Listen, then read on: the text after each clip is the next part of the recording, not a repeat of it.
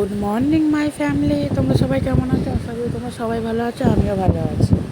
তো এইটা হলো শনিবারের ব্লগ। সব হিন্দুস্তানিদের তো আজকে দোল, তো সবাইকে বলে দিয়ে হ্যাপি হোলি। সবার ভালো হোলি যেন ভালো কাটে, আমাদেরও ভালো কেটেছে, তোমাদেরও যেন ভালো কাটে।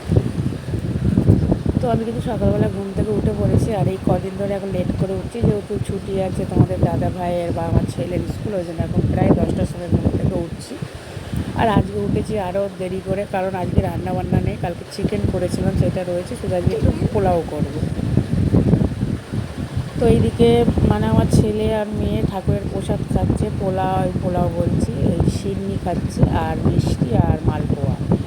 তো ওইটাই আজকে ওদের টিফিন, কারণ ওদের তো একটু খেলেই পেট ভরে যায়। ছেলে মেয়ে দেখতে পাচ্ছ একা একা খাচ্ছে, আর ওদের খাওয়া হয়ে গেছে, আমাদেরও চা পা খাওয়া হয়ে গেছে। আমি এখন বিছনা ফিছনা ঘর তোর সব গুছিয়ে অলমোস্ট কমপ্লিট।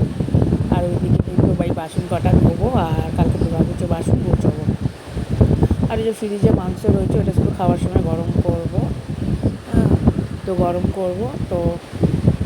আর তোমাদের সাথে কোনো ভিডিও আমি শেয়ার করিনি, কারণ আর কিছু করিনি, সেরকম কাজ ছিল না। একেবারে পোলাও করে নিয়েছি, করে দুপুরবেলা খেতে বসে গেছি আমরা।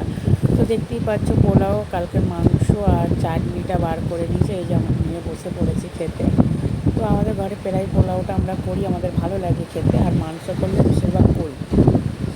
আর তোমাদের দাদাভাই রয়েছে, তোমাদের দাদাভাইয়ের সাথে একসাথে খেতেই বেশ ভালো লাগে। সারা সপ্তাহ তো একা একা খাই, রবিবারটাই যে মানে একসাথে খাই, ভালো লাগে। আর এই কদিন 3 দিন ছুটি হলে একসাথে খাচ্ছে, আরও ভালো লাগছে।